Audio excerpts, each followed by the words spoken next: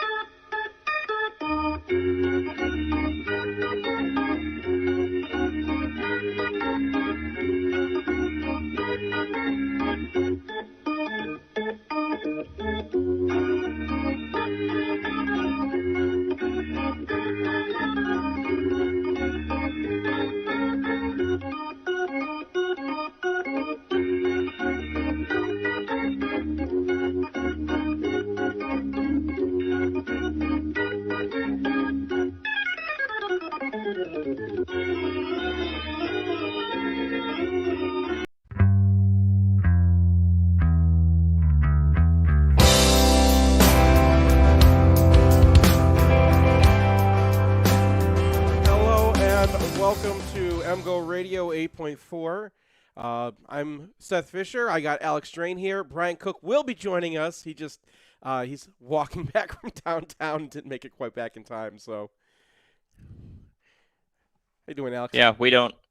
I'm pretty good. We don't need 3 people to cover Iowa. Right. They're simple enough. So, yeah, I mean they're pretty much the same team as last year, minus a couple of good players, which is not what you want to hear if you're an Iowa fan. So, do you want to just well, let's just start with their defense, because I feel like I think people know enough about their offense. Number 1 in the country right now. Is that true? In SP Plus, yes. It's worth noting that, this is going to be a test for Iowa, right? Like, they have played 4 teams, and none of those 4 teams are particularly spectacular offenses. Iowa State is the best by a wide margin, and they are 49th in SP Plus, so they really haven't seen anything like they will see with Michigan. And luckily for them, they play in the Big Ten West. So this might be the only, I guess, Minnesota only offense. Yeah, like Minnesota's starting to look two of them. Yeah. Right. Well, you can say the same thing about Michigan, too, that we haven't played anybody. And at least that is our offense has not played any defense that's particularly scary yet. Right. And this one's got a lot of good players. The defensive line, I think, is not the same level as the other units, but it's still pretty strong. They're a classic 4-down lineman team. They rushed 4 on every play that I charted. At least 4, obviously. They blitzed a little bit, which is a topic of discussion we can get into in a moment, but they never rushed 3. So what we saw last week with Maryland rushing 3 and dropping 8 into coverage, that just never happened. And when I charted their game against Wisconsin last year, same story. They never rushed fewer than 4 players on a single play. So this is a pretty, the 4-down linemen, they're not doing anything weird. They're just coming at you. Yeah, but I mean, maybe they're just saving the weirdness for Michigan, right? It's possible. That's what we're fearing, right? That, like, he has these games where all of a sudden Kirk Ferentz turns into, a 21st century head coach all of a sudden, and you're like, where did this come from? Go back to the 20th century. And I mean, if he's going to do that this year, this is the game he's going to do that, right? At home with Michigan visiting. You would think so. Yeah. And he's got a lot of heat on him after these first 4 weeks, so a win would go a long way. So the defensive line, the interesting thing to point out here is Lucas Van Ness is a guy who gets starter snaps, but he's not technically a starter. I thought he was their best defensive lineman. He can play inside and out. They kind of move him around. I thought he was the best at creating havoc. But there isn't a guy here that is going to burn around the edge and just take out the quarterback. They have a good number of sacks, but in my estimation, those were mostly coverage sacks against Rutgers, which, lucky for them, they do coverage very well. And if you give these guys enough time, they'll probably get home. But there isn't, Arnold Ebiketie here or. Now, last year, I mean, they held up pretty well on the inside. And it's the same guys, right? It's Logan Lee and Noah Shannon. And then they rotate in Lucas Van Ness as like a third guy. But all these guys are in the 270s. I think maybe Noah Shannon's in the 280s. None of them are big, though.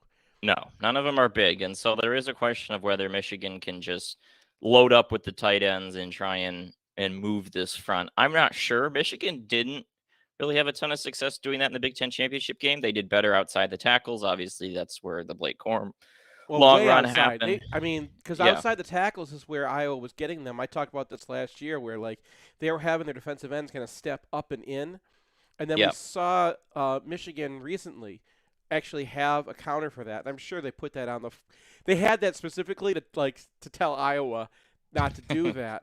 But I'm sure Yeah. it's gonna be part of their strategy. I'm just interested. Like last year, I loved Vastardis, but he wasn't moving guys, right? He was not like your big burly dude. And Oluwatimi and Zinter together on the inside, and then add Jones as well. I wonder if they're going to get more movement on those tackles and be able to like run the ball inside this year, where they weren't able to last year.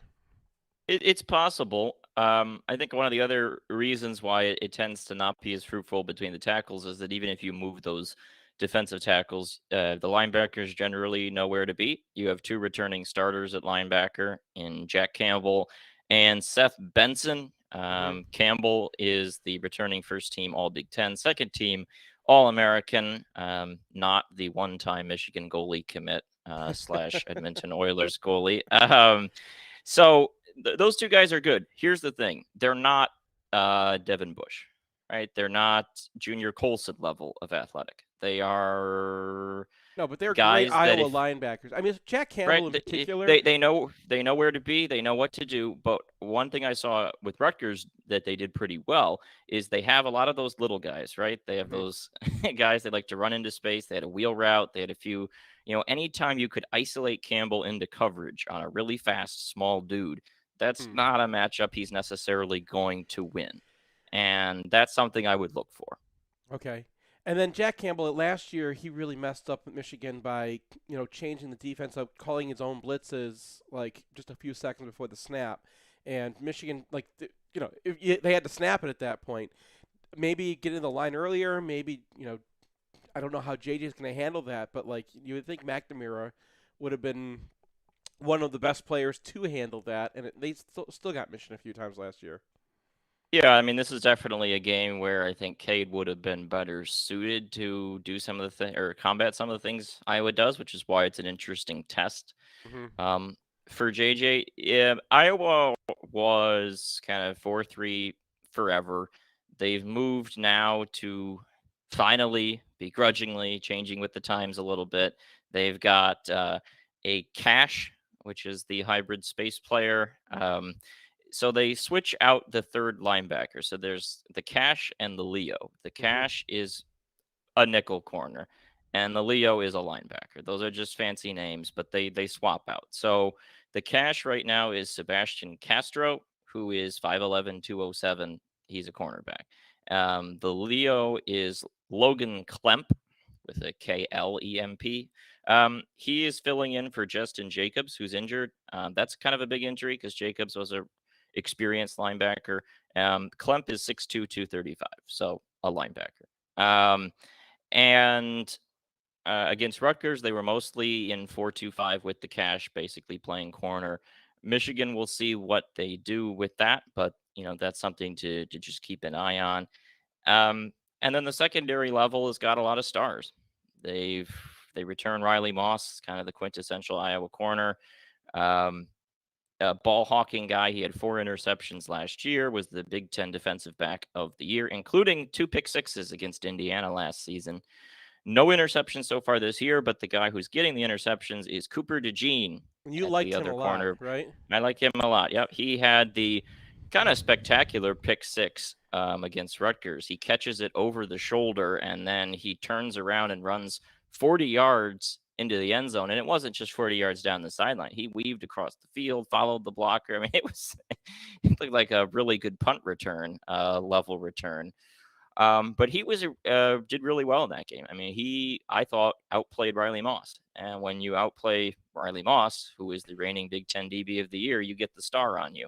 Right. So they've got two really polished corners, guys who know this system really well, and even at the safety position, you've got a new starter, Quinn Schulte, replacing Dane Belton, who was an NFL draft pick, and I didn't see a lot of reason to think there's a ton of drop off there. And that's kind of what I said in the August previews I was doing when I came to the enemy ranked secondary. I was like, well, Clint Schulte's been in the program 3 years. He's from the state of Iowa. This guy knows what to do Right. in his sleep. And And we sure saw him enough, play he last did. year. He played a little bit Yeah. against Michigan too. Like he was rotating in. He was the third safety Yeah. last year. So it's not like he's coming from nowhere and doesn't know the system. Like he's just another Iowa safety. But I Yep. always like Kayvon Merriweather. I don't think you talked about him much. It's hard to see him unless you're really playing a running Well, game. and yeah, and he's a run first, run defense first guy, and Iowa didn't face many runs against Rutgers, so. Yeah, and he's almost linebacker size. He's a guy from Detroit, by the way, and like I know some Detroit coaches who are, he's another one of those. How could you let him get away? Because he's like a great kid, and like the coach, whoever coached him loved him, and like all the way up through middle school, they knew who he was, and then he goes to Iowa and he's a star. But yeah, he is awesome at coming down against the run, and that I think was another hidden reason that Michigan last year. I remember specifically one play where Corum they get the blocking they want. Corum gets the bounce that he wants, and all of a sudden he's breaking down, and you saw. Duo was a big part of it. We'll talk about the Maryland game and how they were using Duo in that game. But, Corum would break out, and all of a sudden he bounces and there's nobody there. He would bounce against Iowa, and Merriweather would show up. And that's, it's a hard thing to get around unless you're finding ways to, like, burn him and make him play safety, basically, which is kind of my hope for this game is that Michigan can just test these guys athletically like they haven't been tested yet. Yeah, and that's really the biggest weakness for the Iowa defense is that these guys are not Alabama level athletes. They are really well drilled. They know what to do. They're smart, they're sound, all that stuff, but they're not going to outrace some of the guys Michigan has. And so coming up with some tricky stuff to get them out of position, I thought Rutgers did a good job when they would kind of goad Iowa into doing something and then attack where that spot is, right? They'd let the defensive lineman run straight into the backfield and realize, we're coming right in your lane. And they go, or they responded to blitzes from Seth Benson off the edge, boom, hit a screen pass, right where he was standing in the spot he vacated. Those kinds of things where I think their best approaches. And obviously with Iowa, get the lead and then don't turn it over. We talked about this last year. Iowa gets a lot of interceptions. They've done that for a long time. It's not random at this point. It's by design. It's what they do. And this is a huge test for JJ. Yeah. The biggest way this game gets weird is if you throw pick sixes. And we are just coming off a game in which Iowa scored 2 defensive touchdowns, and they hung around against Iowa State but it was against of lots of loneliness. We got a brand new quarterback this year too, but it's Rutgers, and they're like down to the bottom of the Big Ten barrel as far as quarterbacks are concerned right now. Yes, Evan Simon is not great. Right. All right. Speaking of not great, the Iowa offense. I was going to let you talk about the defense longer, but okay. I'm surprised this one didn't make you go insane because you've had to watch some putrid football this year, and how's this one ranked next to Hawaii and whatnot? This one is just. Oh, Brian, you're here just in time. We just switched the Iowa offense. Oh, good. You guys really saved the best for last. No, this is mostly the same offense. Spencer Petras is back. Last time we saw these guys, they were rotating Spencer Petras with Alex Padilla. That's no longer happening, but that's not because Spencer Petras has improved. He's the same guy.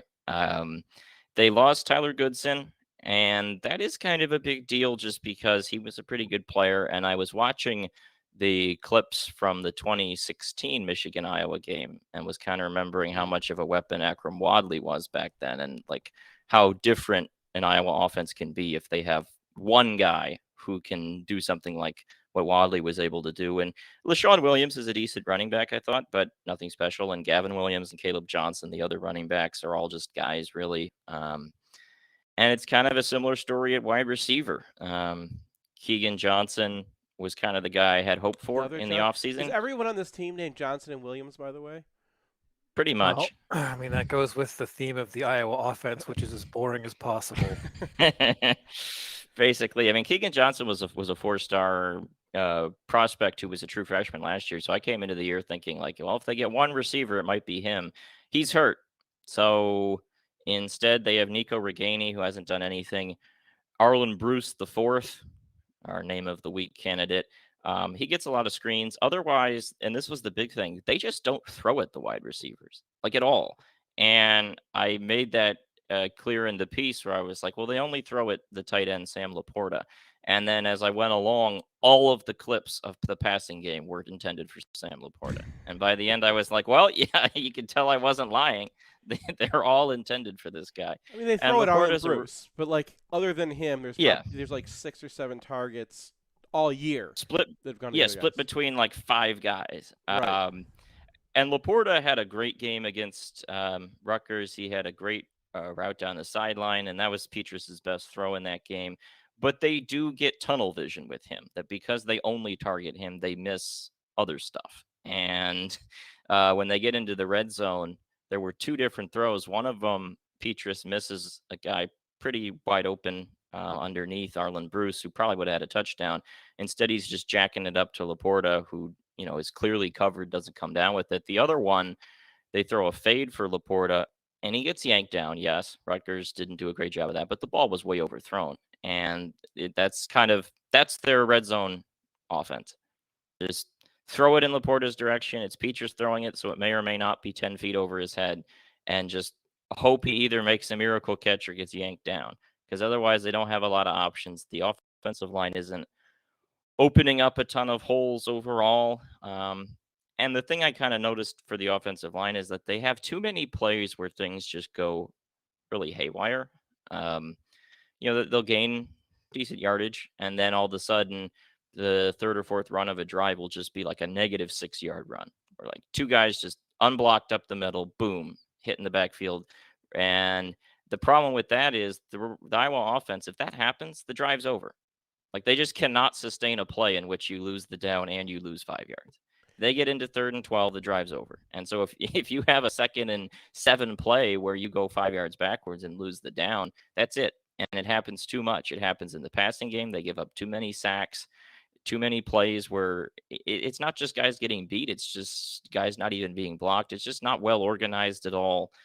And it's just kind of a compound of all these problems. The wide receivers they don't throw to and aren't really getting open. The quarterback who can't throw accurately. Running backs just guys. Offensive line leaky. All these things compound. The scheme being stale. It's a multi-layered problem that why they can't move the ball. Yeah, I mean, there were 2 things that really jumped out to me when I was going over their statistics. Is one, Charlie Jones, aka Chuck Sizzle, has more receiving yards than Iowa does. You might want to explain who that is. So Charlie Jones transferred from Iowa to Purdue and now has 533 receiving yards this season, which is more than the entire Iowa team has. And second, they've given up 9 sacks. Yep. And they've only thrown the ball 94 times. So if you have a sack rate that's 9%, that's like 120th in the country.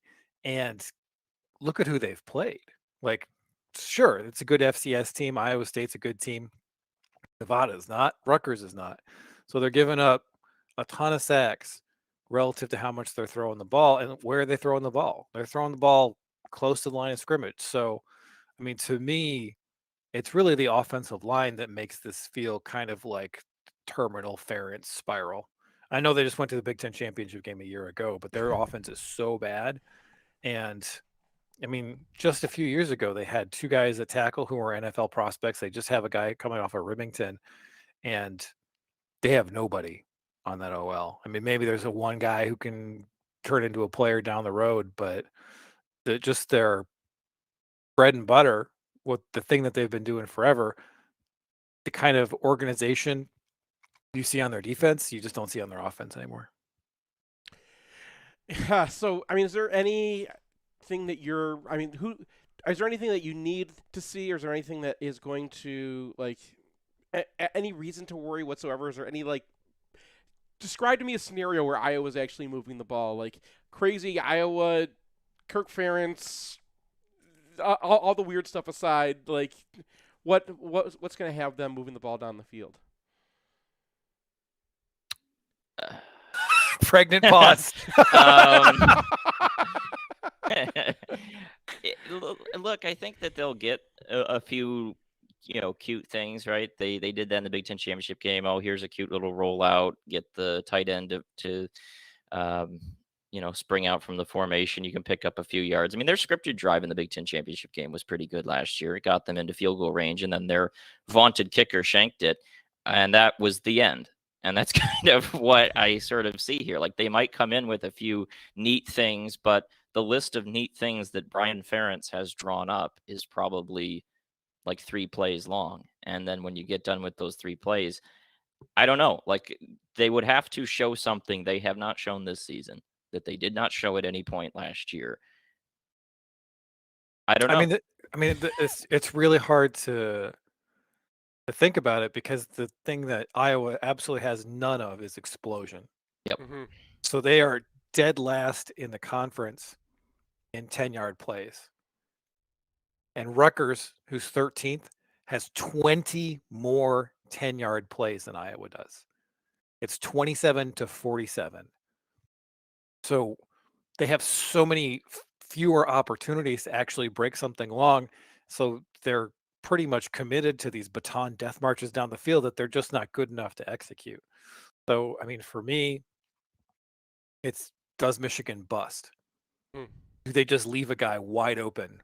And is it Sam Laporta? So so that Petrus is actually looking at him. I mean, that's kind of the thing. This is more of a situation where if Iowa does something, there's going to be a lot of fingers to point on the Michigan defense, just because they've proven themselves completely incapable of moving the ball without assistance from the opposition. Yeah, I mean, I was trying to think of some of scenarios, and the crossfield pass to the fullback, where throwback kind of thing, like that. Those are the kind of plays that will get you maybe 1 or 2 times a game against a team that's like specifically prepared for Michigan, because their first, I don't know if their first 4 opponents really warranted that kind of preparation, Rutgers aside. And then it's just like their special teams are going to put you deep, right? So like you're going to be fighting uphill to get to the 50-yard line, and then you have to complete it. So it's explosion both ways, right? Like the offense, you need to get something explosive against them and flip the field, and then that's over. But they can keep you back on your side of the field for so long without actually having any offense. Yeah, and I mean, we'll see how that works out. I know I missed the other side of the ball, but Michigan looks like they have a couple of guys who can really run, who are going to have to get matched up against linebackers. And I have a lot of respect for what Iowa does, but like, are they really going to be able to keep up with Corum and Donovan Edwards if Michigan tries to test them horizontally? We'll see. Right. I mean, that was the thing that really worked in the Big Ten championship game, right? They had the end arounds that were big plays, and McCarthy got outside for chunks of yardage, and then Corum, while his play didn't go outside, Michigan threatened the outside by having McCarthy in the game. Yeah. But I think that there's just a certain level of athleticism that Iowa does not possess. That means that if Michigan is able to really stretch the field horizontally, their linebackers aren't going to be able to get outside. All right. No fear of Monty Pottebaum, the fullback, just running over our linebackers or something? Like, I mean, if their offensive line was a little bit better. Yeah. But, Yeah. I mean, the thing that does worry a little bit is, they are zone stretch team. Michigan doesn't really see a lot of that. Mm-hmm. And I think their defensive tackles have the agility to be able to make that work, but we just haven't seen it yet. Yeah. So, yeah, there might be. I mean, the freshman tackles get in there. I mean, Mason Graham is not. He's the most adult true freshman I've ever seen, but he or Rayshon Benny are due for one of those plays where they just get too far upfield on a stretch play, because it just happens to freshmen all the time. Yeah, I mean, and like, I think even though Iowa's offense looks real bad, that they're probably playing below their actual level, just because it's been so horrendous. Mm-hmm. So I feel like they're gonna get a little bit better. They're gonna work through some things. Michigan might give up a chunk or two. I predicted they would get 9 points in this game. Okay. And that might feel bad, but I just feel like their level is probably not nearly as bad as they've shown so far. Yeah. Well, maybe it is. All right. I mean, So is 9 points 3 field goals, a touchdown It's, and a safety, it's 3 4 and a- safeties? it's 4.5 And safeties. Okay. They get the 4.5 1 point safety, the unusual ruling. Yeah, we'll get that. We'll get that sorted out. I don't know. Return a 2-point conversion and drop kick it. I think. Yeah. That'll do I it. think it happened once in football, and that was the official being like, "We have an unusual ruling." So Last year, Ferentz, or did he survive? I mean, they're not going to get rid of him the year after they went to the Big Ten championship game, but it does feel. I mean, this might be premature, but this does kind of feel like the beginning of the end. Like you have a clear case of very terrible nepotism. Your offense is completely unwatchable. You're wasting a championship defense. Does the offense get better next year? Doesn't look like it. Does the defense stay at this level? Probably not. So at some point, it just becomes untenable, and then Brian Ferentz has to be the head coach. Speaking into existence. Any other Iowa things, or do you want to hit a break? Let's hit the break. Want the perfect game day outfit? Underground Printing has unique, great-fitting U of M apparel and officially licensed apparel from legendary Michigan names like Woodson, Howard, Ufer, and more. UGP also specializes in custom printed apparel and promotional items for groups, events, and businesses. Whether you need one shirt as a gift or 1,000 shirts for a charity walk, Underground can customize almost anything for groups large or small. To learn more, visit Underground Printing in one of our 3 convenient locations around Ann Arbor or online at undergroundshirts.com.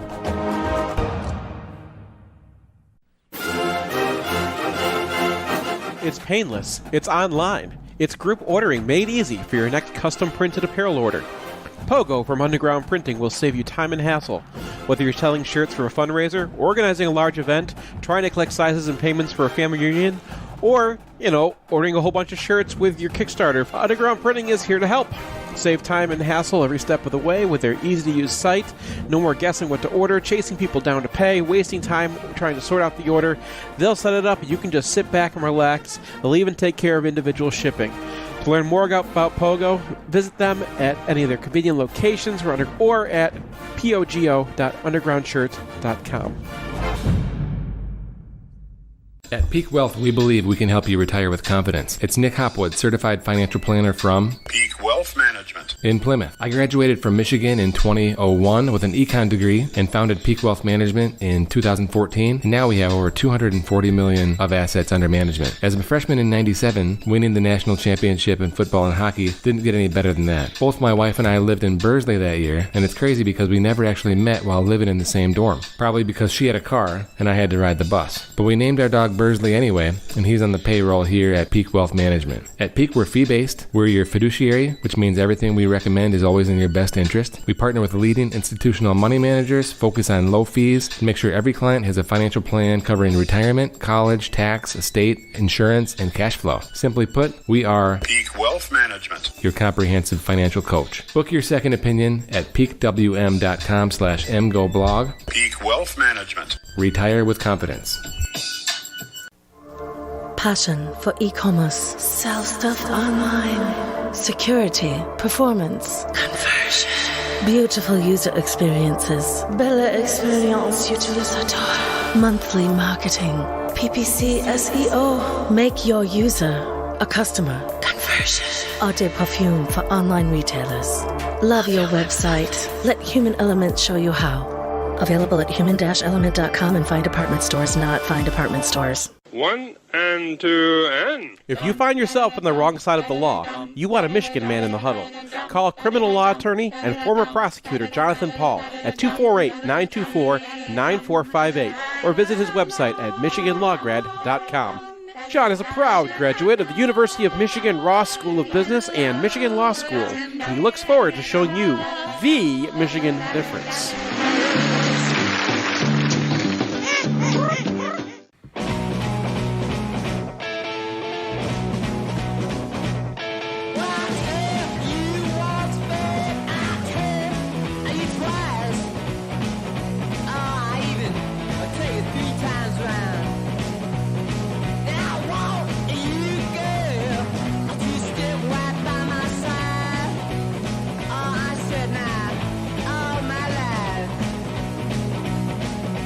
Hey, it's Nick Hopwood, founder and president at Peak Wealth Management. We have a lot Want of the time. perfect game? Both went. World. I had a bad transition there.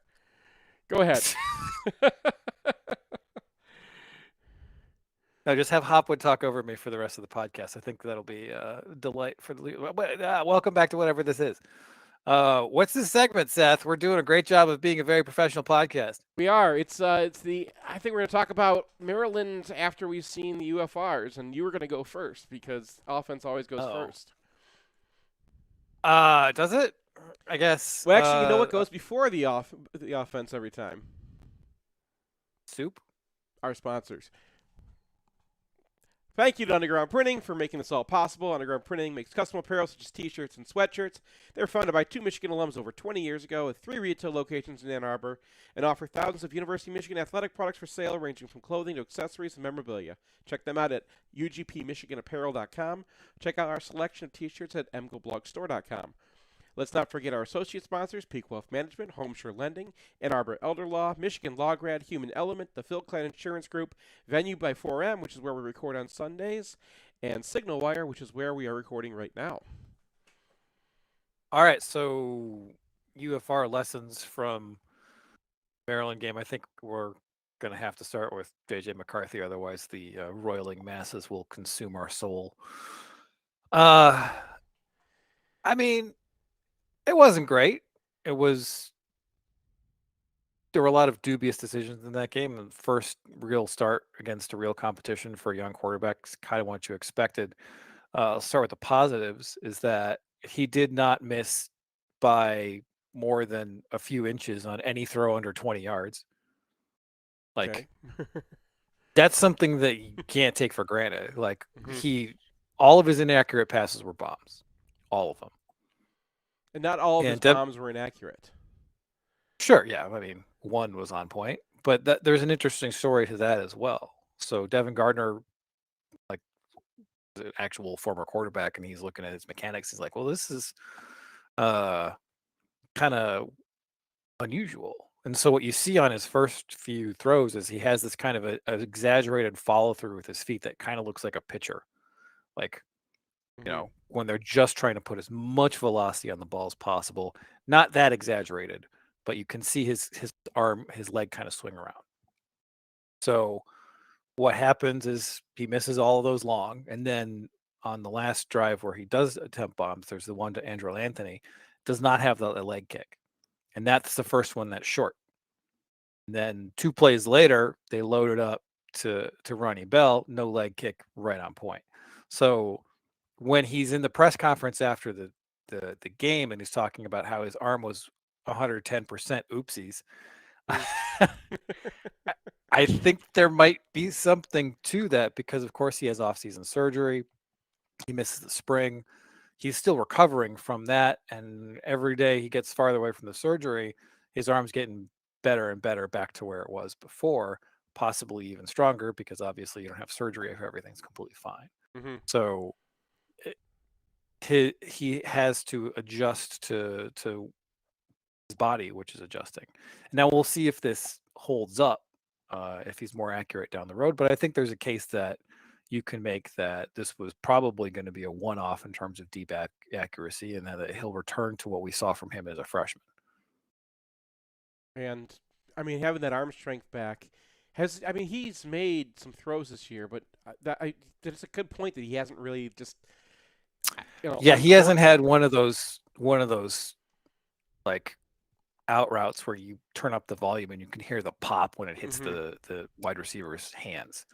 Like those just absolute bullets. I don't know if we've seen one yet this year. We've seen some pretty good throws. We've seen some throws on a rope. We haven't seen a John Elway kind of thing. Yeah. I mean, that's kind of important for Iowa especially because, I mean, you mentioned this in the preview too, but there's that hole, right? Where, and this is in every cover too, and we saw it on Maryland was using it. We'll get to it in the defense too. But Maryland was targeting that as well. And, I mean, there's just no way to defend that if you're also going to be taking away the middle, right? Because the safety's got to get over. Well, and in particular, if you're a cover 2 corner and you're sinking and the guy who's running into the flat, is Blake Corum, Mm-hmm. you might be sucking up on that. I mean, if you want to have a linebacker chase that guy inside out, okay.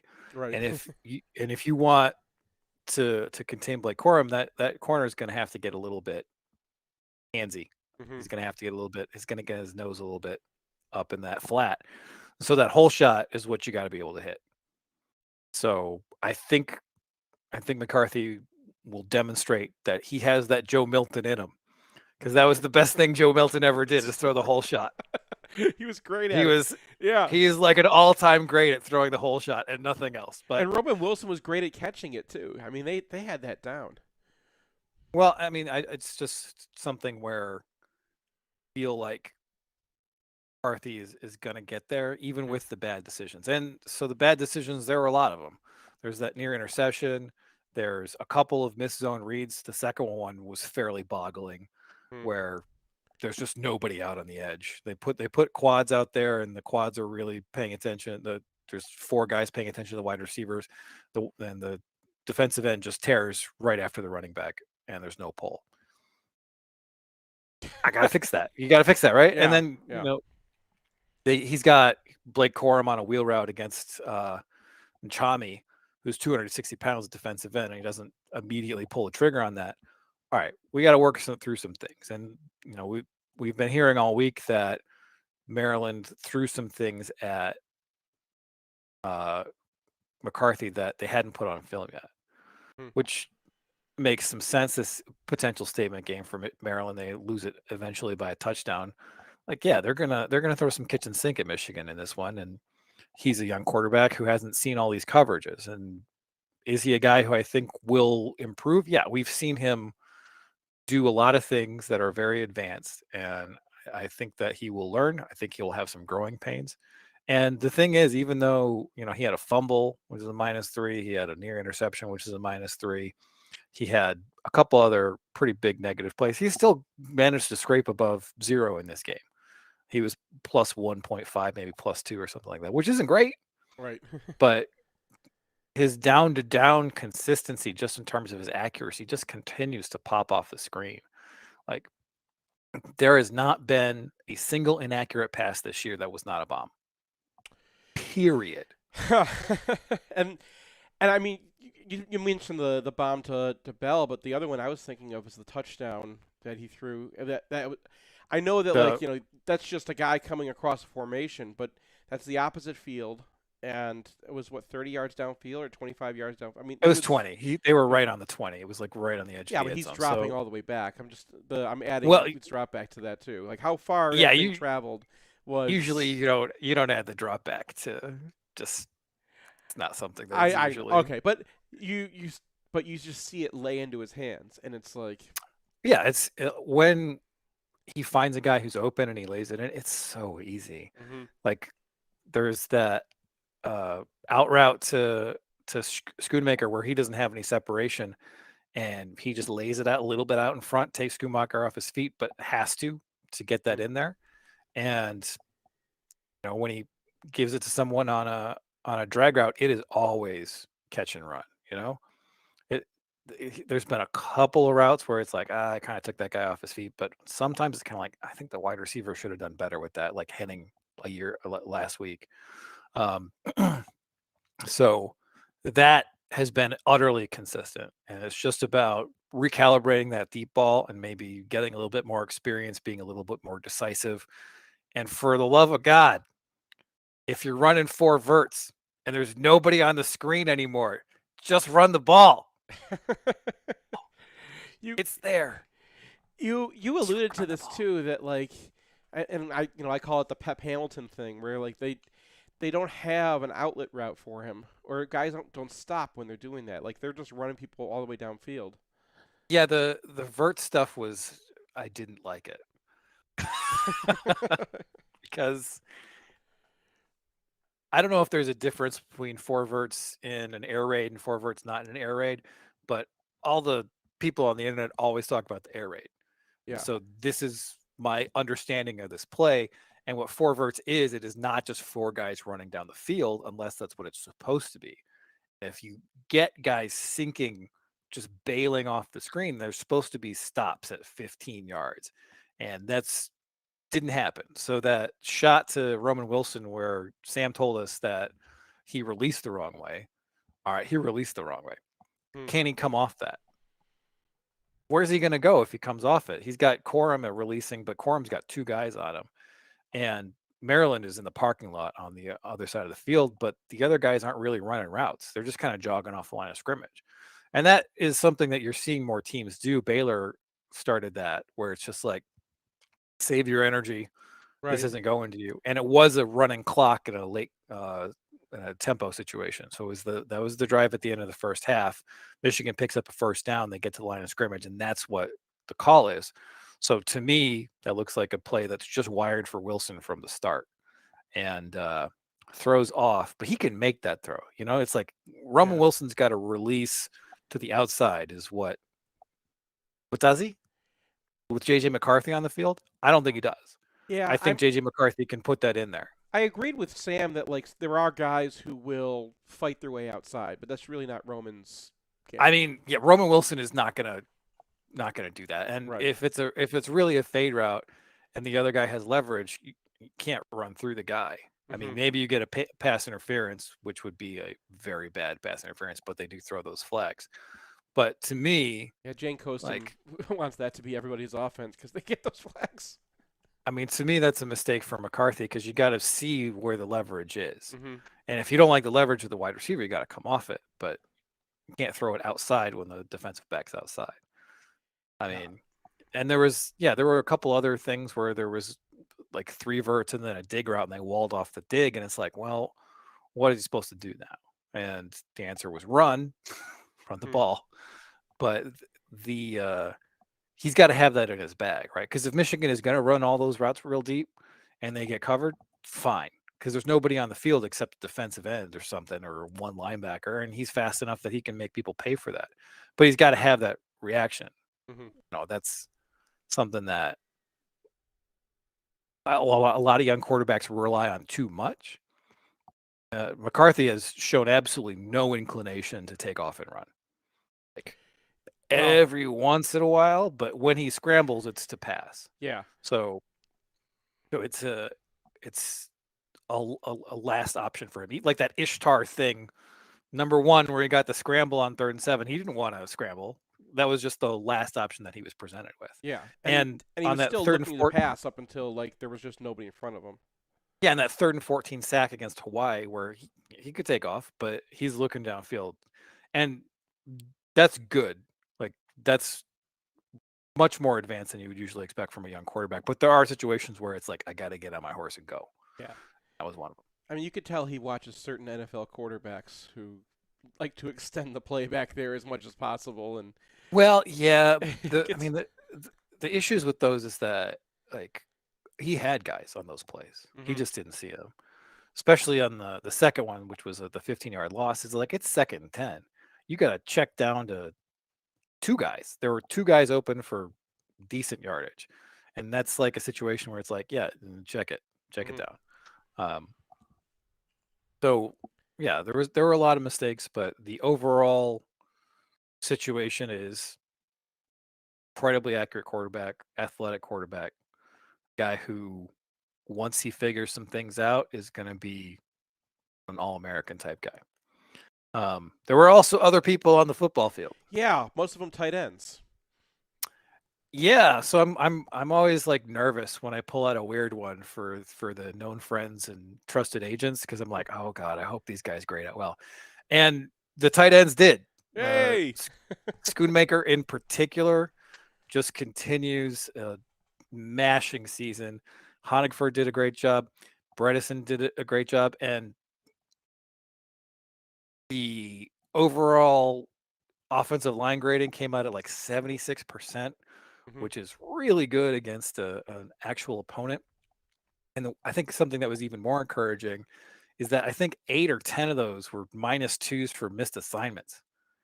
And that's a problem on one level, but it's the kind of problem that gets fixed over time. Yeah, I mean, it wasn't something that I think we were worried about. Maybe Al-Hadi or something, but like, I mean, you've seen Hayes in the program for years. Zinter, he's not going to lose battles once he gets to a guy. And I don't Aaron think Jones Zinter kinda had a proven to be that -2. guy too. And Bredesen had one, Mhm. Hayes had one, El Hadi had one, and some of the things are things that are understandable. Like Michigan was cracking with one of their wide receivers on power, and one of those times Michigan ate a corner blitz, and El Hadi didn't take the corner. He was just trying to get to the linebacker, and so they're going to run that again later in the season. And what you're going to see is El Hadi is going to kick that quarterback out, and then the wide receiver is going to have to go to the linebacker, and they're going to make that switch on the fly. I bet you $1. So I would much rather see that in game 4 and your first game against a real opponent than guys getting pushed around. Sure. And that was not the case. Now, this isn't the greatest defensive line that we're going to see, but they have veterans. They have guys who are 320, 310, 295 on that defensive line. I think it means something that just in terms of physicality, in terms of where people are on the line of scrimmage, they were getting pushed downfield. And I think that's an encouraging sign. And speaking of guys, I mean, I think they're both 5th-year players. The Schoonmaker and Hayes have that one play where they basically execute a scoop on an edge play, right? And I mean, that was really interesting. Yeah. So they run power and they pull the tackle, and the weak side linebacker just doesn't go anywhere because they didn't pull the guard. He's keying on the guard. And so Schoonmaker kicks out a defensive end or linebacker, I forget exactly which. And then as soon as Hayes is showing up, he's like, oh, my job here is done. Let's go get a second level player. And he does it. And I'm like, oh, I like that. I like that a lot. Yeah. I mean, well, it's basically zone blocking just in a different spot than you've done it before. And I mean, it's a weird hybrid, right? It's like, so this is a gap block play, and it requires pretty precise timing from this tight end, and to trust Schoonmaker to be able to do that, and then to see him do it, like converted quarterback. He's not a converted quarterback anymore. He's a tight end. Yeah. So yeah, and then they were. So we have this play called down G where you pull the front side guard. It's a quick hitter that goes off tackle. In this game, they were pulling the front side guard and tackle because they had a tight end outside of it. And I was like, haven't seen that before. I'm sure people have run it. Like, there's nothing new under the sun in football. But I think just in terms Michigan of actually had it in the bag in like 2018 Wisconsin game or something like that. I remember seeing something. I like don't know. that. Yeah. I can't remember seeing that before personally. And to me, this is qualitatively different than what we saw under Gaddis. Now, I mean, I'm not sure. I didn't chart the offense last year. I don't have an inherent sense of like how wacky the run game got, but to me, it didn't feel that wacky. And now we're seeing sort of a resurgence of the Harbaugh stuff, where it's like, yeah, we'll pull a backside tackle, we'll make up these plays that Brian has to figure out what the hell they are, and then we'll run a ton of duo on our 4-minute drill that we haven't done all day, and pop Blake Corum outside to finish it off. So, should I talk about Blake Corum? Is there anything to say anymore? I mean, we can just sit here and smile like idiots for a while. We're on video anyway, so everyone can just watch us grinning while you talk about him. This guy made one mistake. He got 30 carries, and he didn't maximize his blocking twice. Like, he tripped getting through a hole once, and then there was one instance where he should have cut up behind a blocker and sort of ran into the sideline and only got 5 yards instead of 10. And that's 30 carries. And he made the safeties miss more often than not. He's super fast. He's able to find holes on the interior. He's not a guy who wants to bounce, but if it's there, he'll take it. I mean, dude. Yeah. He's the best. And he's the best we've charted.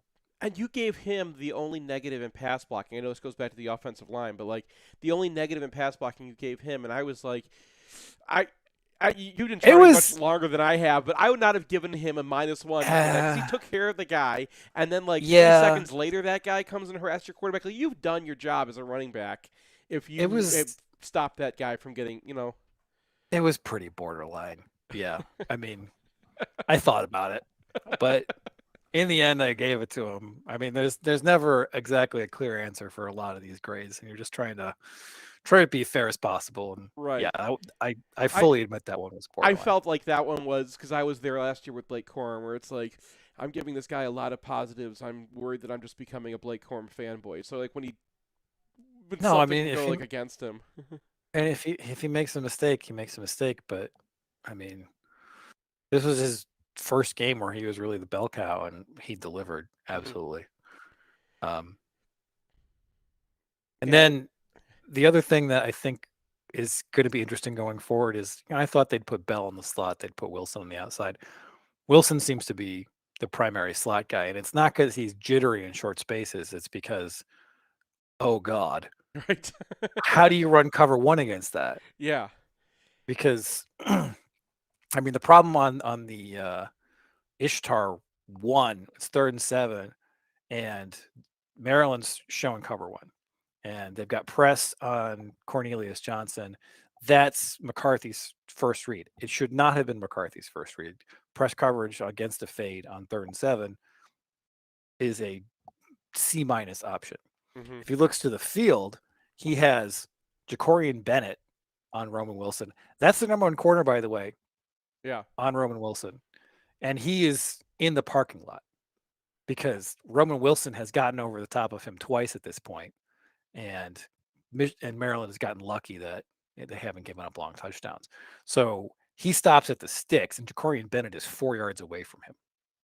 So you got to watch that going forward, because anyone who lines up in cover one is asking for Roman Wilson to either set up shop far in front of your nickel corner or go the distance. It's not exactly Michigan fans that need to be reminded what speed can do to a cover one defense. Well, I mean, but I just think that's a really interesting setup that Michigan has, because it did seem like Bell was the most logical guy to put there because he has the most chops. On 3rd and 7, he's going to be the guy who gets open, Jardilio style.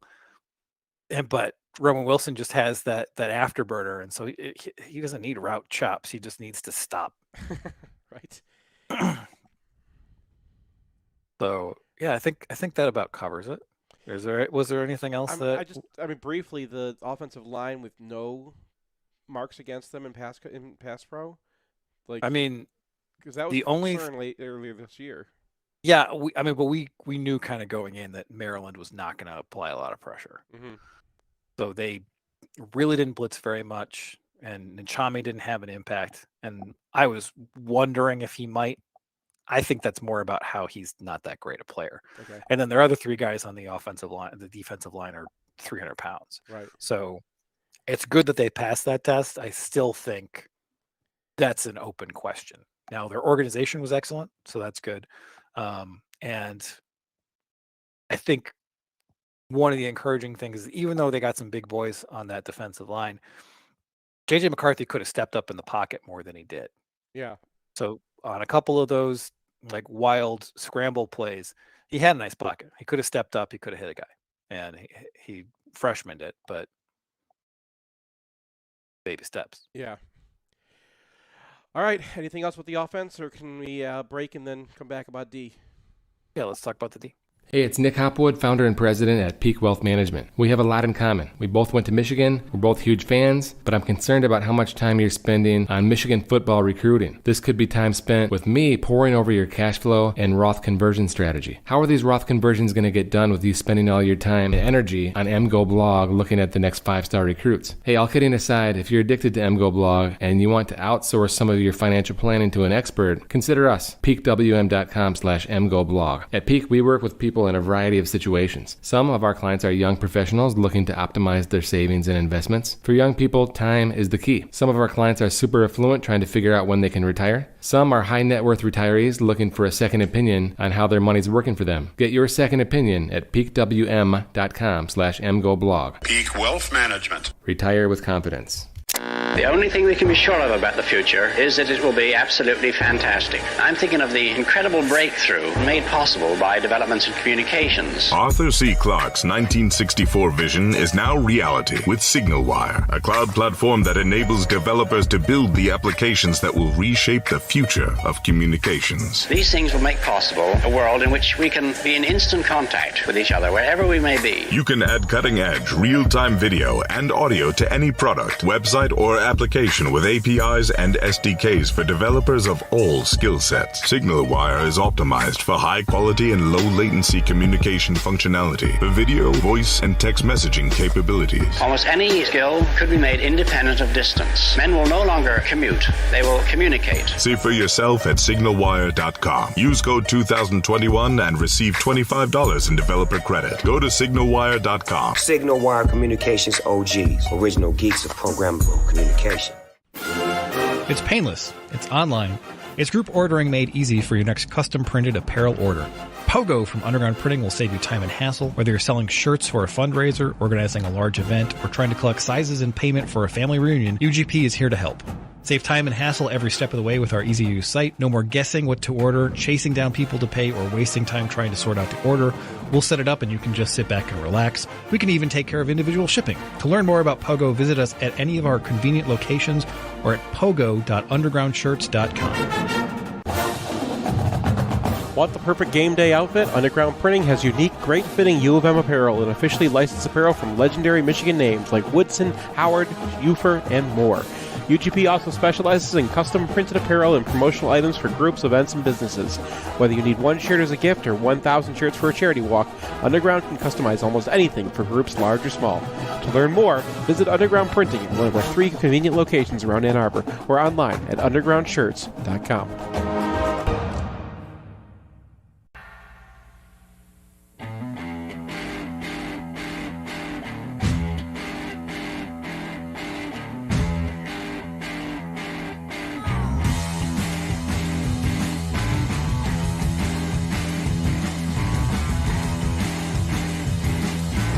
Welcome back to MGoRadio.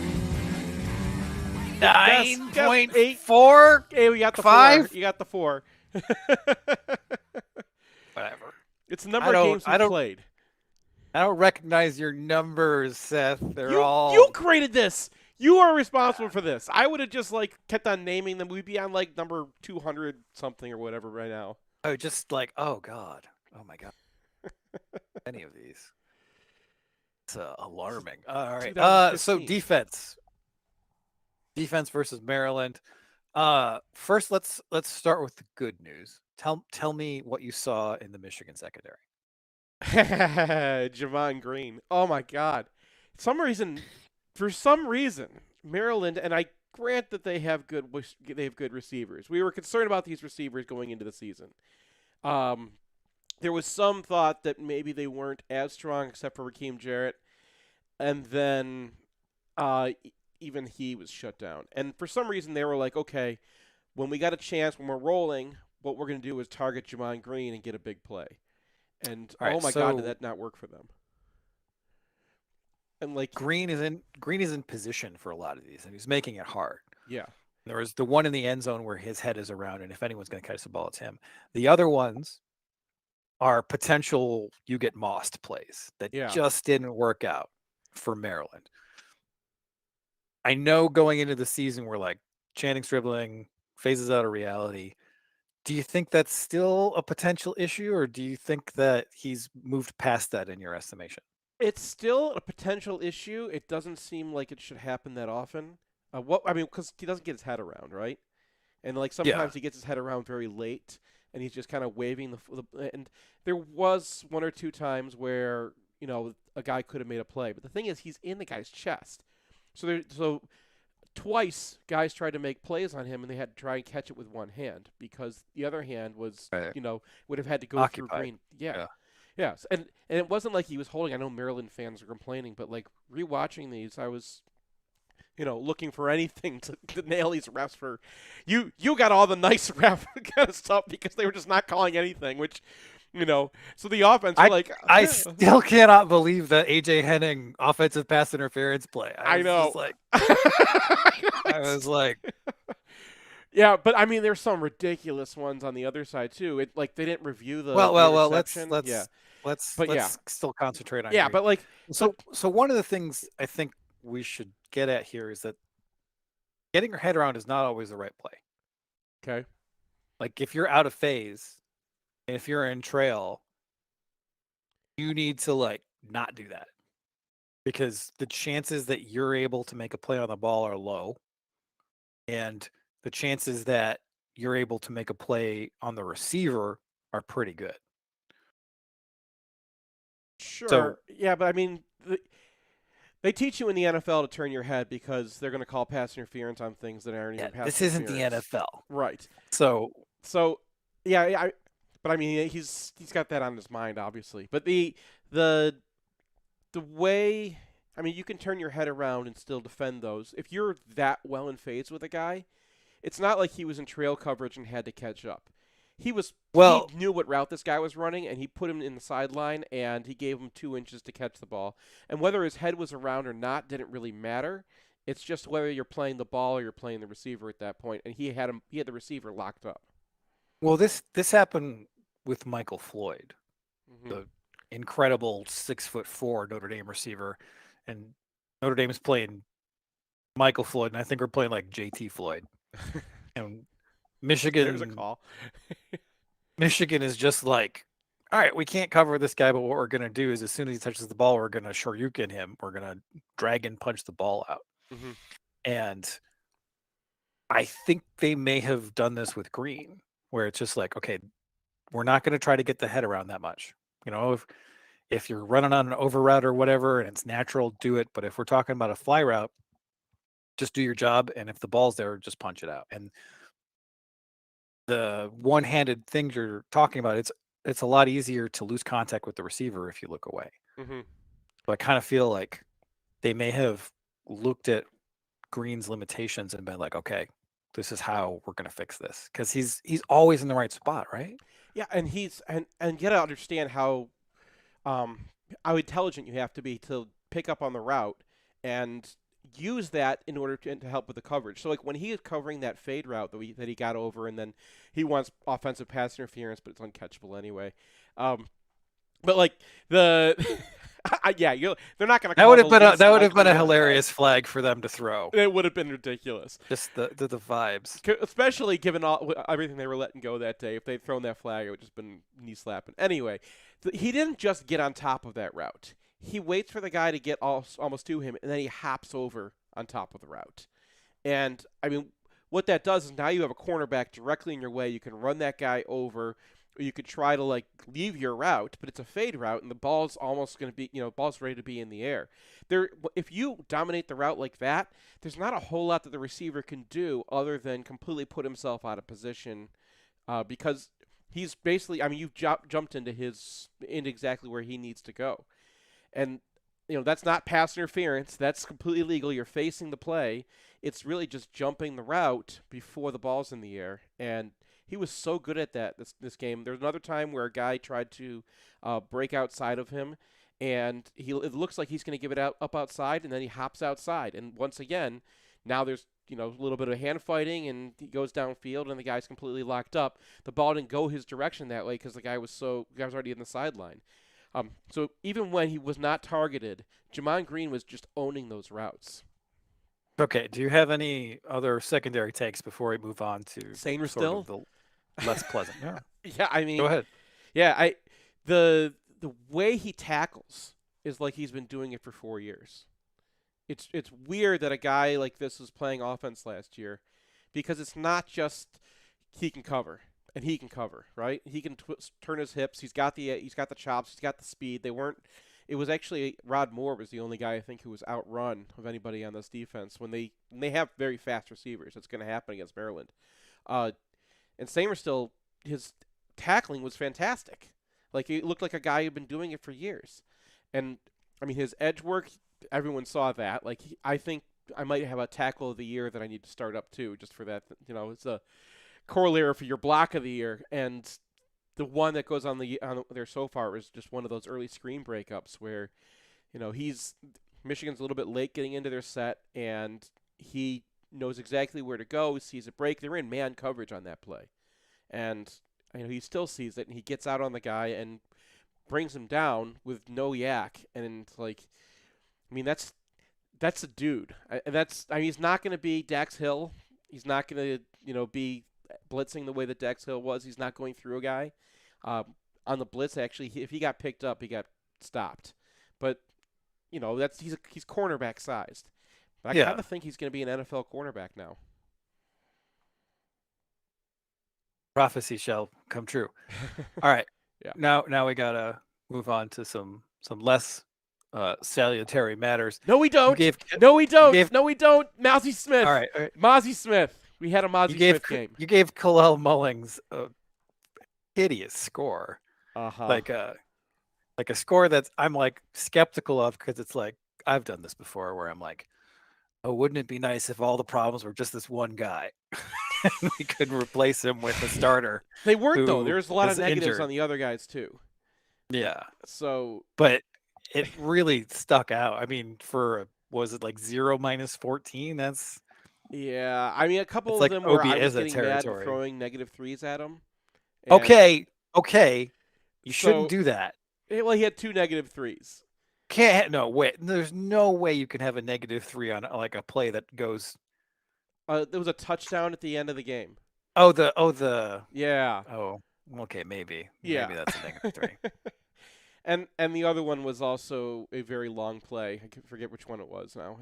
They were. A lot of it was just like little moments where they were. And I wasn't knocking linebackers if a lineman releases on them immediately, right? Like that's not. If that's happening, then your defensive tackle should win his one-on-one in front of you. And, Devin Bush maybe hops out of the way of those guys, but I don't necessarily negative that. I did negative if the lineman is holding up a double and you have a window to shoot into the backfield. The ball's already, so it's not like they're being read on an RPO. But if you have a window to shoot, you got to shoot. And that was something that, we've seen Nikai Hillgreen be very good at. It's something that Josh Ross was very good at. Josh Ross last year, yeah. And that's so it's not like something that they don't teach, right? That can't be something that you don't have in Michigan's defense, because other linebackers last year were doing the same thing in the same situation. Colson came in for a bunch of those. He made up all of his points by being fast and doing crazy stuff with his athleticism, and Mullings did not. He picked up maybe 6 or 7 of those. Is there a case here that you're going up against Maryland, and you're just coaching these guys to be like, all right, don't get RPO'd in some sort of heinous fashion. Like, this might be a game where the linebackers are just being coached to not shoot the gaps instead of, and like sometimes it's a third down or whatever, and that's like clearly not the ideal kind of situation. But it's just hard. I think it's probably even harder for linebackers these days to be real decisive, just because they'll throw it over your head now. Well, and because part of the way the game was officiated, Maryland on their throws had guys 3, 4, 5, 6 yards downfield at times. So it's not like a lineman releasing downfield could tell, is going to be a tell in this game, because Maryland realized that it wasn't going to get called, so they were just throwing guys downfield. I specifically tried to look for guys who were getting red on RPOs and give them a break. So, that's actually why Barrett didn't come in for as many, because he was sitting back as well. But Barrett was usually the guy being read. They were reading the edges a lot more because their RPO game, they had a few slants that they were trying to get, but a lot of times it was outside stuff, right? They wanted to throw it outside, and they wanted to throw bubbles. When they did throw bubbles, Sainer still was usually there. But you could tell that's what their game plan was. And Michigan actually had scouted that and reacted to it very well to force it back inside. There was one play in particular where they think they have it set up. And you could tell that Tagovailoa thinks that he's got the bubble screen there, because the safety has come all the way down. The safety, I think, is Rod Moore in this point. He's all the way down like he's blitzing. And then he backs out. He goes when they bring a guy across the formation. He goes out with the bubble, and then he has to go to his second read, which is a zone read. It's actually a midline read, and Michigan gives him a handoff, and you could tell that was an RPS plus 2. They wasted all their guys. They thought they were going to get a big play on the backside. Maryland had the scripted. Michigan called the right play at the right time to beat it. And all you need to do is you got singles on the front side and nobody for Barrett, and Barrett's just sitting there not attacking it. And it's like, this is what you set up. Just pay it off. And that, I think just the linebackers, Colson, Barrett, Mullings, are not comfortable yet. None of them are in knowing what you got in front of you, knowing it's your opportunity, and going and get it. And I don't think that really comes without lots of experience in Colson's case, or just having that kind of mentality. And Barrett's never been that guy, right? He's never been an inside linebacker kind of guy. He's a viper. Right. All right. Moving on to the defensive line before we get to the really pleasant part. It felt live like Maryland just didn't get any pressure the whole game. And then you kind of go over the film again, and you're like, well, I mean, there were instances where Michigan was very close to a sack and Tagovailoa was able to escape or just got the ball off. And this is a situation in which adding up all the numbers and coming up with some numbers at the end seems pretty useful. So what was your take on Michigan's ability to get to Tagovailoa? It's got to be more organized. So that's the thing. They actually would have guys getting to the backfield, and then there's one example where I gave Morris a plus because he comes through he comes through the tackle, and he pressures, and he gets Tagovailoa to have to leave the pocket, and there's nobody else coming around. Like last year, you had Hutchinson being able to go inside a guy, and when he did that, the quarterback has to abandon the pocket. He has to step back. He has to run out that side because you're giving up the edge when you do that. And then what you normally have is somebody rushing around the outside in order to track him down. They weren't getting that guy. So there were a lot of instances where someone had a good pass rush. Maybe there was a stunt in the middle and they got Smith going up the middle or Jenkins up the middle. They would have the good pass rush. They'd put him out of the pocket, and just nobody was there to collect. And I don't know if it's rush lanes. It's kind of hard for me at this point. I don't have the technical know-how to know what the rush lanes are and on certain types of blitzes and who's responsible for what. So I'm trying to guess, and I give out negative to Harrell because I think he's the guy who's supposed to be getting out there. But well, it's often it's not necessarily one particular guy's fault. I mean, there's pass rush wins where you just win and then you get a sack. But then there's pass rush wins where you need someone else to clean up. And it's not that Jalen Harrell didn't do it. It's that not Jalen Harrell didn't do it, and Monty Smith didn't do it, and Chris Jenkins didn't do it. Yeah. I also note I came out in the end of the game with a pretty high pressure score, but then I looked at how much of that pressure score came from the last drive when Tagovailoa is out, and they're playing Moore and Oki, right? And those guys are your pass rushers. And lo and behold, they're getting a lot of pass rush, and they got sacks on those drives. So, same offensive line. Yeah. Different quarterback who actually turned out to be fairly mobile, but Michigan probably isn't respecting his ability to move nearly as much. They're not, no. And then you put your freshman out there and then your transfer out there, and things suddenly get better, a lot better, way better. And then bench someone better. Well, I don't know how those guys are against the run is the thing, because that's a situation where Maryland's down 2 touchdowns with 3 minutes left. They have to pass, and so those are your pass rushing dudes. And I mean, it's a huge difference with Morris in there. It's a huge difference with Oki in there. With Moore in there. Morris can pass rush. Morris is, I think, fine. He's not necessarily fast enough to be able to do it in the zone. But he's exactly Chris Wormley. Exactly. Chris Wormley. Yeah, and Chris Wormley was part of a very effective pass rush. He was a cleanup guy sometimes, and he was the guy kind of forces you into Chase Winovich, right? They don't have the Winovich. Wormley's pass rush was he didn't have you win, you get a sack pass rush. He had you win, someone else clean this up pass rush. Yeah, you have to leave the pocket, go find somewhere else to be quarterback, and usually wherever else he would be, there'd be somebody to challenge him. The problem is, Upshaw is just not a pass rusher. He gets stuck on guys. He doesn't have any moves. He's just. I think if they had more defensive ends, he would be a tackle right now. He's, just give him a little bit more weight and put him inside. This was the read on him preseason. He's just a guy, right? So, yeah. And I think that he had 28 snaps versus Braden McGregor's 24. Pro Football Focus is counting, and he should not be getting more snaps. I know that some of those are actually at tackle because he's part of like the pass rush package, and they also used him like in situations they thought would be run situations. But Braden McGregor's not really getting beat by doubles anymore, and it's actually kind of hard to get a double on your edge player because he's outside so far. So with the success they're having with their defensive tackles, I know we'll get to them. I think that Braden McGregor should be the starter now, and then in the future, I think the starter over Upshaw.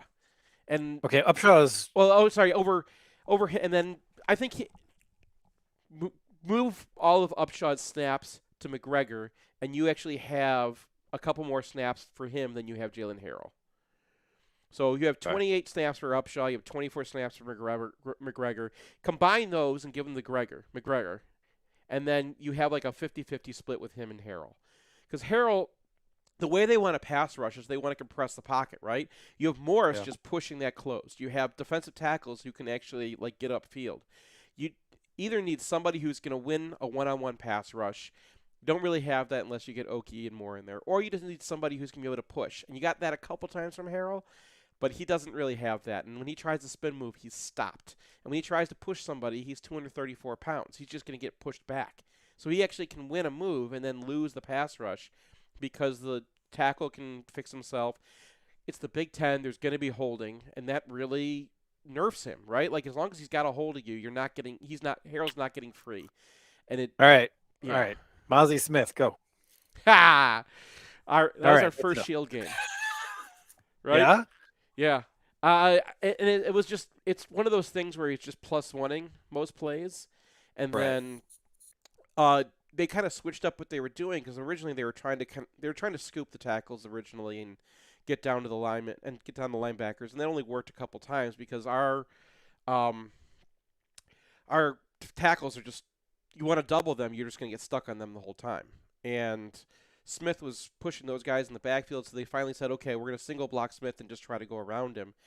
And then it was up to him to like dominate that guy, and he was. And I think what happened with Maryland's run game later in the game was they were running at a single Mozzie Smith, and he was two-gapping people. And okay, now it's over, right? Like that's they're not even getting to the linebackers anymore, and that's what we saw earlier in the season too. But Smith didn't get to play often enough for it to really matter.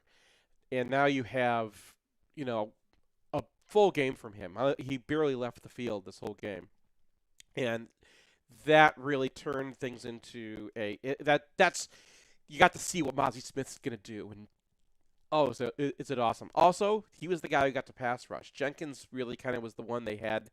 You know how Michigan's pass rush leaves like one tackle down, so it's just not going to be an escape up the middle. And this time, Smith was the one that actually got to go upfield, and that helped his scores as well because he was the one consistently pushing the pocket, forcing the quarterback to gather when the defensive ends weren't doing it. And then I think it's notable that Mason Graham and Rayshon Benny both came in for good scores. Like, not a lot of snaps, but a bunch of impact in those snaps and not a lot of negatives. Yeah. So we were both right on that Benny one, where he just whips a guy and he's in the backfield, and like that play, Oki needs to kind of help out. Oki needs to get outside, and he needs to be pushing a lot harder, right? You can't just sit there, get stuck on your guy, and watch your defensive tackle make the play. Right, especially because he's got a guy outside him who's the edge. Yes. But also, Benny got around that guy so fast, I thought he actually did have time to collect himself and get low if he'd been practicing a little bit more. But it's still, it was a hell of a play, and it was an example of what you're going to see from Benny in the future because that was a very athletic play to make. And just being able to get in the backfield, whether or not you're making that tackle, like, that's a dude. Yeah, and so we saw Cam Good very briefly at the beginning of this game. Right. And then it was mostly Mozzie Smith and Chris Jenkins, and then Graham and Benny. I think you have a pretty solid 2 deep at defensive tackle now, which is amazing because they could get all these guys back. They're not gonna. But Mozzie Smith is going to be in the NFL. But to have this kind of depth, and then you got Kenneth Grant coming, you got George Rooks, like, this was a huge trouble spot a couple years ago, and now it looks like it's back to being a strength. I know, it's over. It's like, it's you know, I mean, Graham was just solid in this game. He didn't get that many snaps really. Because Good kind of got a little bit of his playing time early in the game, and Benny was playing a whole bunch too. But yeah, I mean, like, he just feels like one of the guys now. And then you got to see a whole game with Jenkins. He's just so hard to stay on. He's got long arms, and he's got that athleticism. So, I mean, he's not Mo Hurst, right? Or if he's Mo Hurst, it's going to happen next year. But, like, he just doesn't stay blocked, and he doesn't make big mistakes. And, like, that combination is just it's over. Like, I mean, I can't tell you Rooks is going to be awesome, but, like, you have depth, or like all the backups now are freshmen except for Cam Good. And I mean, even Rooks has flashed a little bit here and there. So I think that, and he's also still undersized. So I think he's still got some come up to do in the weight. And when he gets there, he'll be pretty good. All right, we're going to take one more break, come back, and we got a gimmicky top 5 for you. If you want to see where our post-game podcast happens, or if you need a spot to land in Ann Arbor, check out 4M, Prentice Partners' beautiful brand-new flagship property at 830 Henry Street in Lower Burns Park and across the bridge from the Big House. Their 11 spacious 6-bedroom, 6-bath suites feature state-of-the-art digital capabilities and are laid out for comfortable, efficient collaboration. You can also rent a 4M unit for shorter stays, say if you want to come to town for a football weekend. I want to add myself that they're also taking over Lucky's. We're really excited about their plans for that space. So if you're by the stadium, swing by 830 Henry or visit Prentice4M.com. This is Matt Demrest, the owner of HomeSure Lending. We're a local mortgage company here to help you purchase with confidence and refinance with ease. People don't get mortgages very often, so it can be confusing. We'll break down every single line item so that it all makes sense. And at the end of the day, if we're not giving you the best deal, we'll tell you to go with the other company. We're here to offer our simple mortgage guidance. This is Seth Fisher from MGoBlog. Over the years, we've sent dozens of readers to use HomeSure Lending, and every review that's come back has been raving. I myself used them to refinance after doing our original loan through our bank. I was amazed how much smoother the process was for our complicated loan. Brian used them, you should use them too. Finding out whether it makes sense or not to refinance or getting pre-approved to buy a new home is easy. Head over to homesurelending.com. That's HOMESURE lending.com/MGoBlog to find out more. Or call us at 734-531-9950. That's 734-531-9950. I've got two of my favorite people here with me. Kind of an annual tradition. Cooper and Colby. Cooper, how old are you? 11. Colby, how about you? 9. Can I get a Go Blue? Go Blue! NMLS number 116135, Equal Housing Lender. Here's a thing people say. Seth, tell me about your insurance. I'm actually glad you asked me about that because I just changed my insurance and I'm really happy I did. Let me guess, you use Phil Klein and Owen Rosen of the Phil Klein Insurance Group. They are MGoBlog readers and they don't advertise during football games. And they've got a 5-star rating on anything you would care to see. Call Owen at 248-682-7445 or visit them online at philkleininsurance.com. In southeastern Michigan, the yearly cost for a nursing home averages approximately $100,000. It doesn't have to, though. Reed McCarthy founded Ann Arbor Elder Law after handling a tricky situation for his own family. Years of experience later, his boutique firm works with clients across southeast Michigan, dealing with Medicaid planning, long-term care, and tax, disability, and family law, not to mention family dynamics. If you have a family member who may need that level of care, or if you're ready to start your own estate plan, Reed can give you a plan for the future. Visit AnnArborElderLaw.com or call 734-945-9693. That's 734-945-9693.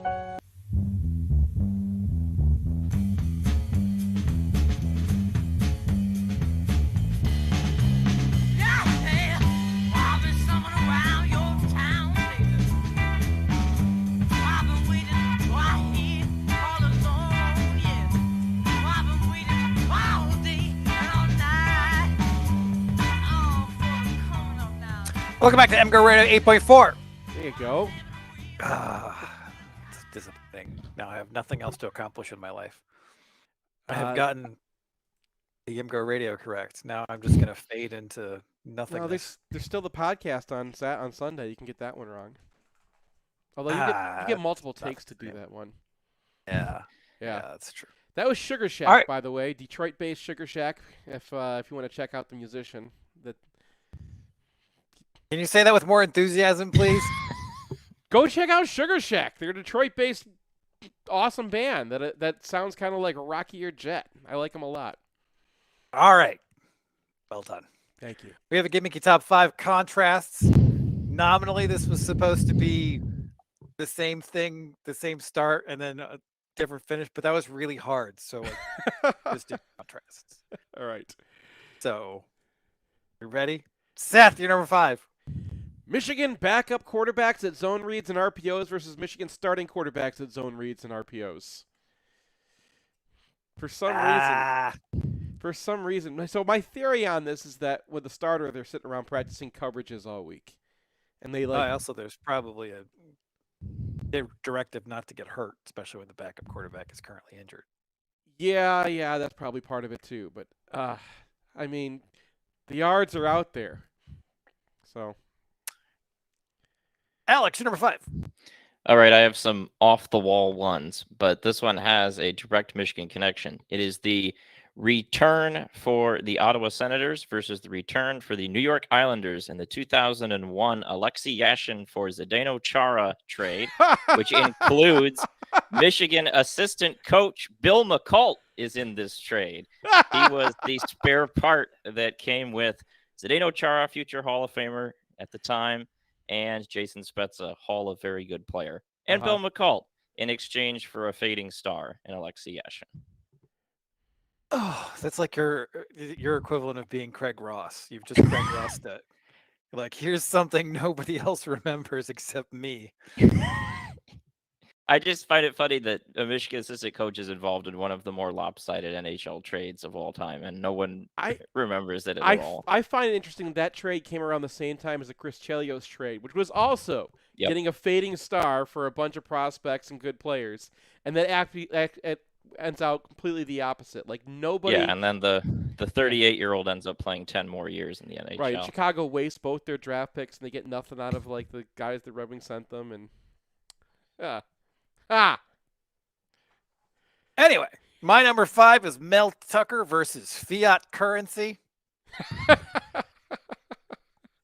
So I was gonna make Mel Tucker versus whatever crypto thing has just imploded recently, because they did issue Mel Tucker NFTs that I'm sure you can purchase for many, many cents. And fiat currency, there's a little bit of inflation. No, it goes up a little bit, goes down a little bit. It's fine. It's pretty much the same all the time.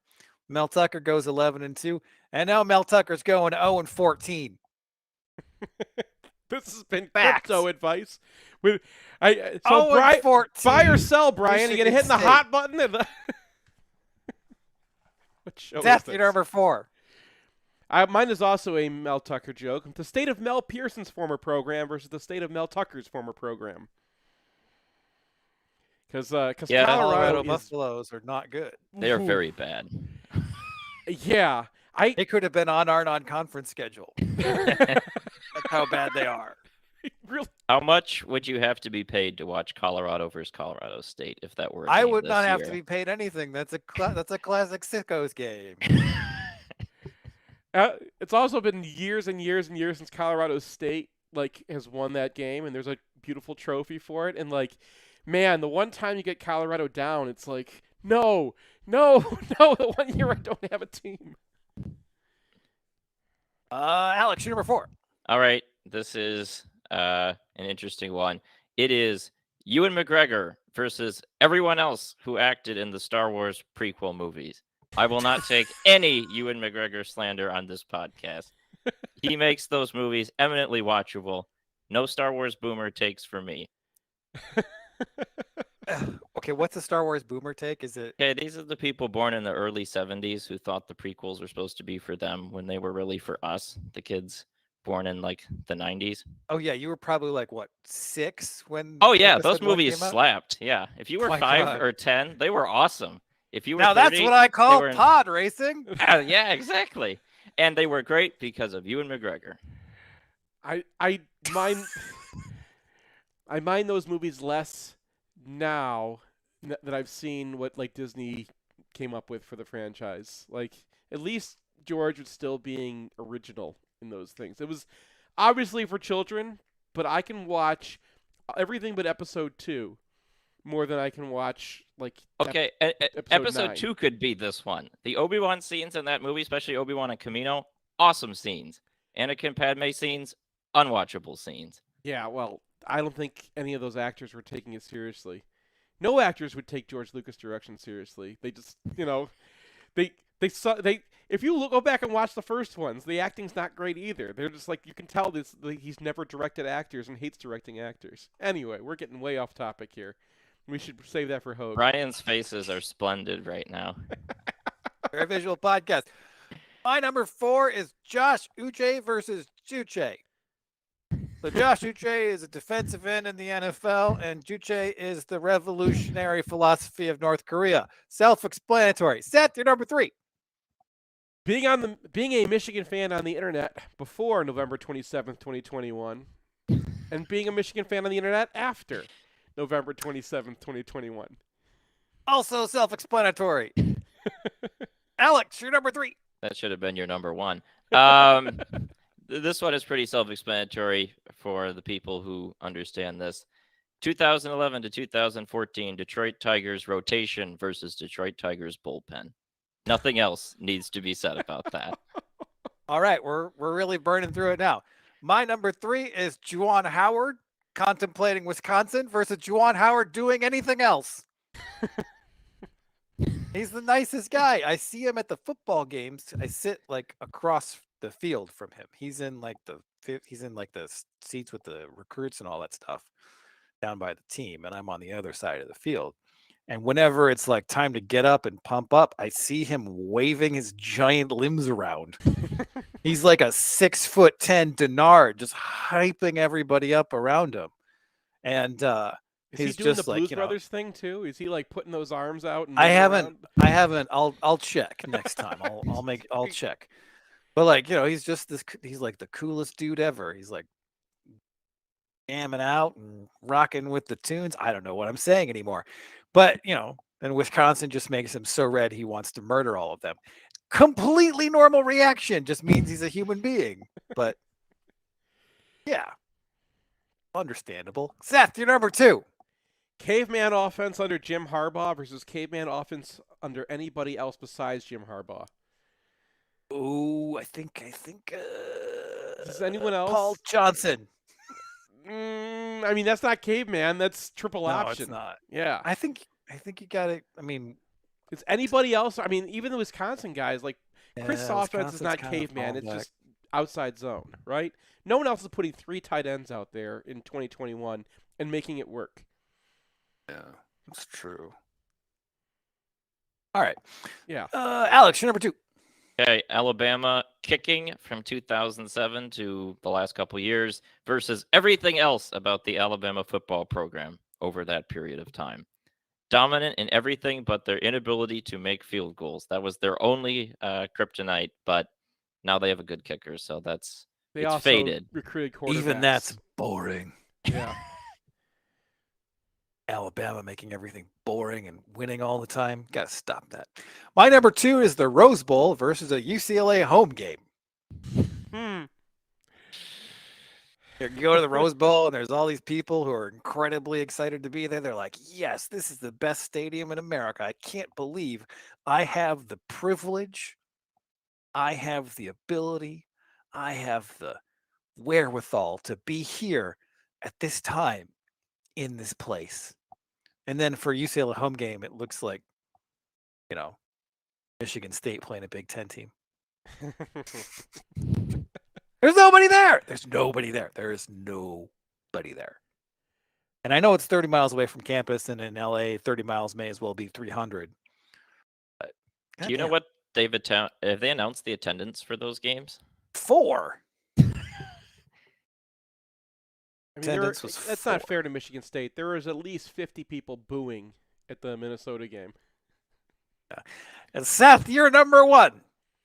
The nepotism hire of Jim Harbaugh Damn it. Yeah. versus every other nepotism hire in Big Ten history. And I get to do this one because I know Big Ten history. Sorry, Brian. I apologize. I think that was everybody's number 1. No, I have one. Oh, okay. Yeah. I'll throw mine in here real quick. Michigan offensive lines under Tim Trevino versus Michigan offensive lines under Ed Warrener. Yeah, my number 1 is Iowa nepotism versus Michigan nepotism. Yeah. But I mean, I'm going to start throw going the rest first of Big on Ten these. in there, man. Like, I always go last, and that places me at a huge disadvantage. do you remember Michigan's offensive line in like 2007? That was like the Andy Moeller lines. Like that was hard on us too. That's true. Yeah. But I'm going to start going last. Because you guys are always stealing my bits. Well, I mean, can't. no, I mean you're the editor. You're the original. You're supposed to have the better bits. You're supposed to like beat us. It's not our fault. That it's, all right. We're the Marylands. Go Blue, beat Iowa. All night long, she makes a ruska, vodka, singing this crazy song. La da da da da da da da da da. La da da da da da da. Boris is a mayor and a land surveyor with plans of his own. He hates a ruska, he hates a vodka, bandit from his home. He hates a ruska, vodka. He never drank a single drop. He hates a ruska.